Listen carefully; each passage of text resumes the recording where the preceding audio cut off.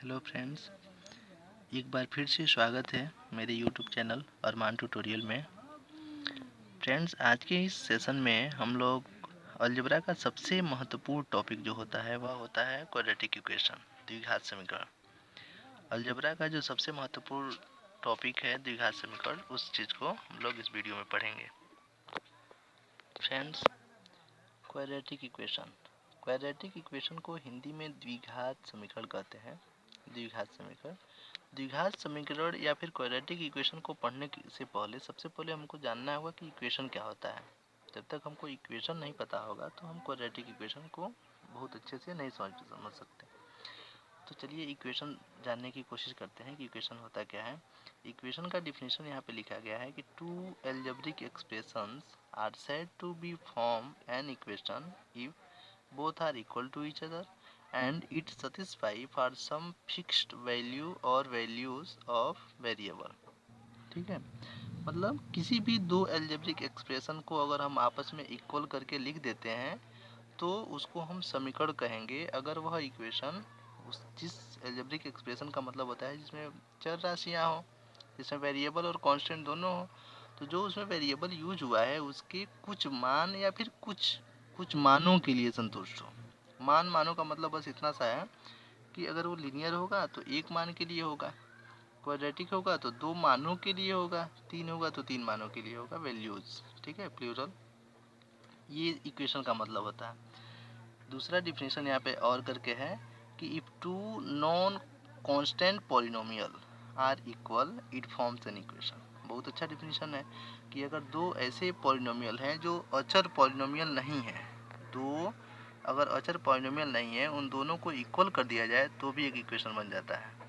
और इन तीनों को समराइज करके, इन दोनों डिफिनेशंस या फिर तीनों कंडीशंस को समराइज करके हम एक हिंदी में बहुत अच्छा डिफिनेशन देते हैं कि एक ऐसा समानता सूचक बीजीय कथन जो चर के कुछ मान या कुछ मानों के लिए संतुष्ट होता है, उस समानता सूचक बीजीय कथन को हम समीकरण कहते हैं। बहुत अच्छा डिफिनेशन है ये हिंदी में। ऐसा समानता सूचक बीजीय कथन जो चर के कुछ मान या कुछ मानों के लिए संतुष्ट होता है उसे हम लोग समीकरण कहते हैं। उसके बाद हम लोग पढ़ेंगे टाइप्स ऑफ इक्वेशन के कितने इक्वेशन जो होता है वो कितने तरीके का होता है, समीकरण कितने प्रकार का होता है। तो सबसे पहले होता है लीनियर इक्वेशन, जिसको हिंदी में रैखिक समीकरण कहते हैं। दूसरा होता है क्वाड्रेटिक इक्वेशन, जिसको हिंदी में द्विघात समीकरण कहते हैं। तीसरा होता है क्यूबिक इक्वेशन, जिसको त्रिघात समीकरण कहते हैं। और चौथा होता है बाई क्वाड्रेटिक इक्वेशन, चतुर्थ घात समीकरण कहते हैं।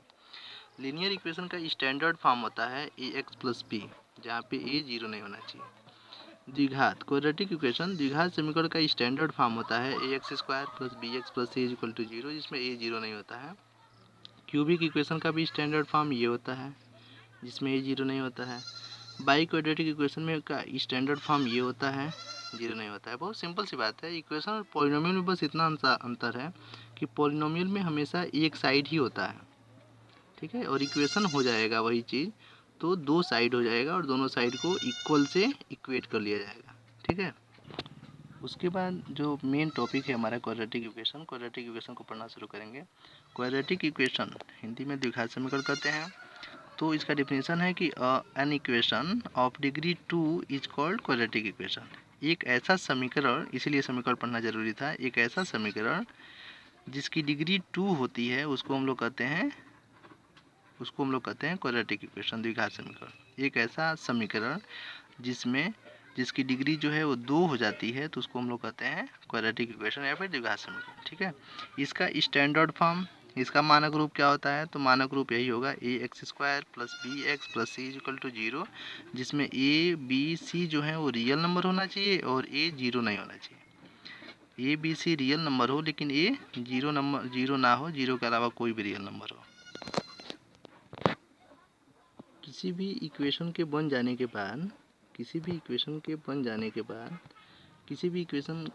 के बाद जो है वो उसके सॉल्यूशन की बात होती है। तो सबसे पहले हम लोग यहाँ पर भी वही देखेंगे कि क्वाड्रेटिक इक्वेशन का solution of a quadratic equation, द्विघात समीकरण का हल। तो द्विघात समीकरण को हल करने के लिए 3 मेथड दिए गए।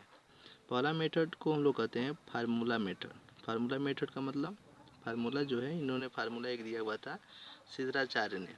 श्रीधराचार्य एक मैथमेटिशियन का नाम है जिन्होंने द्विघात समीकरण से रिलेटेड बहुत ही अच्छा फार्मूला दिया था। इनके फार्मूले से कई सारा रिजल्ट सामने आया था। तो श्रीधराचार्य ने एक फार्मूला दिया था, तो उन्हीं के नाम पे हम लोग या श्रीधराचार्य मेथड कहते हैं या फिर डायरेक्ट फार्मूला मेथड कहते हैं। हिंदी में सूत्र विधि या श्रीधराचार्य विधि। ठीक है। दूसरा जो विधि है उसका नाम है स्प्लिट मिडिल टर्म, मध्य पद को विभक्त करके। और तीसरा जो होता है वह यूज ऑफ आइडेंटिटी, मतलब सर्वसमीका का प्रयोग करके। जो सर्वसमीका होता है, आइडेंटिटी जो होती है वो तीन मेन रूप से यूज होती है। पहला होता है एक्स प्लस वाई का होल स्क्वायर, मतलब X square plus 2x plus Y square. X minus Y का whole square is equal to X square minus 2x Y plus Y square. और थर्ड होता है X square minus Y square is equal to X minus Y into X plus Y. ये तीन method हैं quadratic equation के solution के। उसके बाद सीधे हम लोग आते हैं कि पहला मेथड जो श्रीधराचार्य ने दिया था वो क्या है, फार्मूला उसका क्या है। तो श्रीधराचार्य ने सिर्फ इतना कहा था कि अगर A x square plus B x plus C is equal to zero, जिसमें ए जीरो नहीं है, A x square plus B x plus C is equal to zero अगर एक द्विघात समीकरण है, क्वाड्रेटिक इक्वेशन है, तो इसका solution minus b plus minus under root b square minus 4ac upon 2a होगा। श्रीधराचार्य ने बस इतना सा कहा है कि अगर A x square plus B x plus C is equal to zero एक द्विघात समीकरण है, तो उसका जो हल होगा, उसका जो शून्यक होगा, उसके जो रूट्स होंगे वह होगा minus b plus minus under root b square minus 4ac upon 2a। इसी चीज़ को उन्होंने प्रूव करके दिया मैथमेटिक्स को। और उनके प्रूफ के बाद मैथमेटिक्स में बहुत सारा रिजल्ट इससे सामने आया। सबसे पहले अच्छा, किसी भी इक्वेशन को, ये इक्वेशन है quadratic equation a x square plus B x plus C is equal to zero, जहाँ पे ए जीरो नहीं है तो एक क्वाड्रेटिक इक्वेशन हुआ।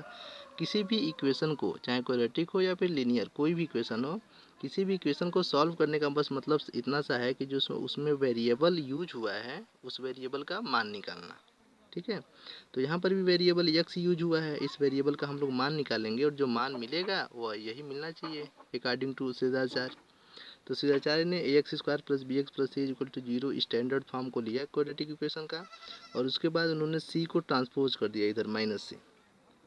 ठीक है। उसके बाद 4a से दोनों साइड में मल्टीप्लाई कर दिया। 4a से इसमें मल्टीप्लाई करेंगे तो होगा 4a स्क्वायर एक्स स्क्वायर, यहाँ पे 4a से मल्टीप्लाई करेंगे तो 4abx, और इधर 4a से मल्टीप्लाई करेंगे तो माइनस 4ac। ठीक है। अच्छा, यहाँ पर 4ax स्क्वायर प्लस 4abx है, और b स्क्वायर को अगर इसमें हम ऐड कर दें और इधर भी b स्क्वायर ऐड कर दें तो कोई प्रॉब्लम नहीं होगा, दोनों साइड बैलेंस अभी भी है। तो b स्क्वायर माइनस 4ac इधर मिल जाएगा और b स्क्वायर इधर हो जाएगा। अब यहाँ से लेके यहाँ तक के जो एक्सप्रेशन है, यहाँ से लेके यहाँ तक का जो एक्सप्रेशन है, उसको हम इस फार्मूले में आइडेंटिटी एक है A square plus 2ab plus B square के रूप में हम लिख सकते हैं। ठीक है। तो इसी चीज़ को, इस पूरी चीज़ को हम एक आइडेंटिटी ए प्लस बी का होल स्क्वायर के रूप में लिखा, जिसमें था 2ax प्लस बी का whole square is equal to b square minus 4ac। हमको x का वैल्यू चाहिए, तो x का वैल्यू पहले तो स्क्वायर रूट लेना पड़ेगा। तो 2x plus b is equal to square root, जब इस क्वांटिटी का लेंगे तो प्लस माइनस, स्क्वायर रूट हमेशा दो होता है, प्लस और माइनस दोनों होता है, और ये क्वांटिटी एक परफेक्ट स्क्वायर नहीं है इसलिए अंडर रूट में होगा। यहाँ से इन्होंने एक रिजल्ट दिया कि अंडर रूट के बाहर हमेशा पॉजिटिव वैल्यू मिलता है, निगेटिव वैल्यू नहीं मिलता है। ये बहुत बड़ा रिजल्ट है पहले अपने आप में। अगर अंडर रूट 16 की बात करते हैं तो हमेशा +4 मिलेगा, लेकिन 16 का स्क्वायर रूट की बात करते हैं तो हमेशा +-4 मिलेगा।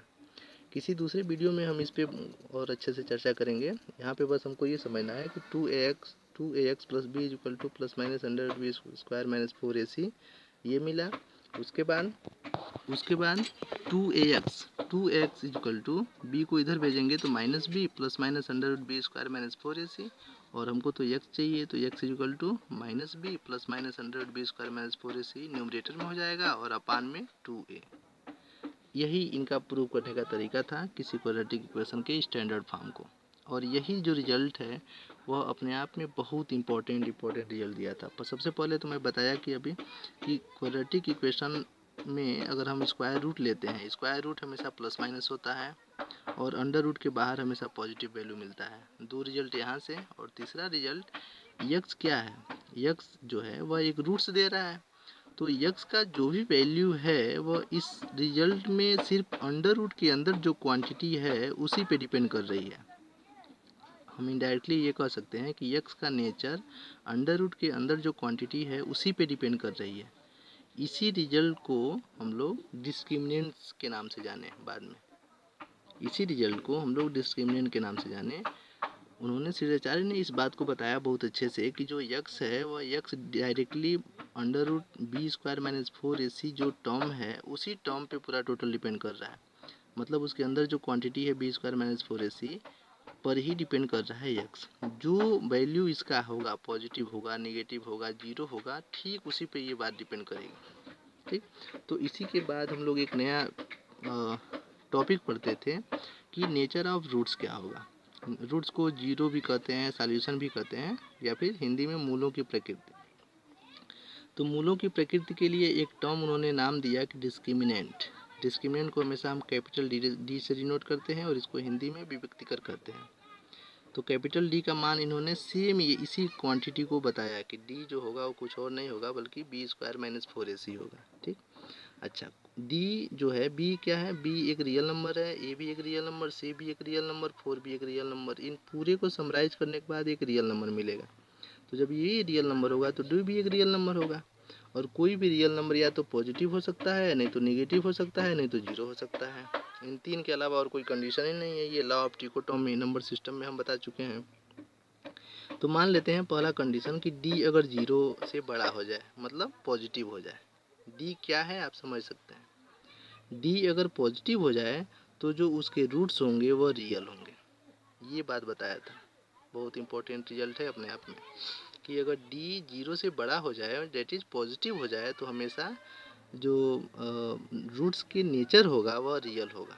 क्या होगा ये नहीं बताया, बट कैसा होगा ये बताया कि हाँ वास्तविक होगा, रियल होगा। अगर डी जीरो हो जाए तो जो रूट्स होंगे वह इक्वल होंगे, कुछ भी होंगे आपस में बराबर होंगे।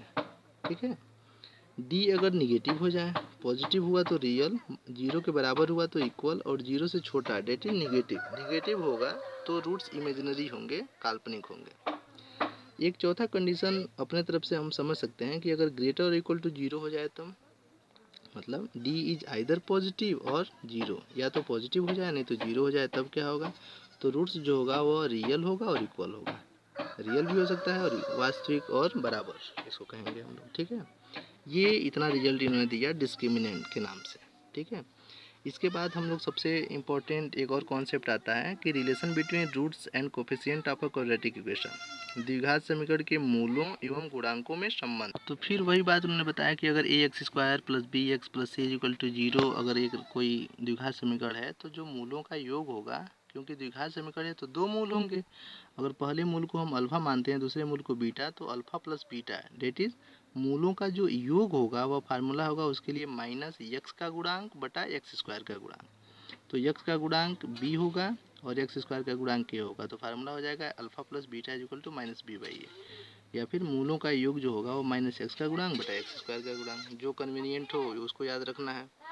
ऐसे ही मूलों का गुणनफल जो होगा, मूलों का गुणनफल होगा अचर पद बटा एक्स स्क्वायर का गुणांक। अल्फा और बीटा अगर दो रूट्स हैं तो alpha dot beta is equal to C by A. अभी तक तो हम लोग पढ़े थे कि कोई द्विघात समीकरण अगर है तो उसको हम हल कैसे करेंगे और हल करके उसके रूट्स कैसे बताएंगे या फिर हल उसका कैसे बताएंगे। अब यहाँ पे हम लोग पढ़ना है कि how to make a quadratic equation when roots are given. मूल अगर ज्ञात हो, मूल ज्ञात होने पर द्विघात समीकरण बनाना। मान लेते हैं कि अल्फा एक पहला रूट्स है, दूसरा रूट्स बीटा है, क्योंकि क्वाड्रेटिक इक्वेशन है और क्वाड्रेटिक इक्वेशन के हमेशा दो रूट्स होगा। तो let alpha and beta be two roots of a quadratic equation, then the required quadratic equation is x square minus alpha plus beta x plus alpha beta is equal to zero. कहने का बस इतना सा मतलब है कि अगर alpha और बीटा किसी द्विघात समीकरण के दो रूट्स हैं तो जो द्विघात समीकरण होगा वह होगा x square minus alpha plus beta x plus alpha beta is equal to zero. ठीक है, अब कुछ रिमार्क्स हैं।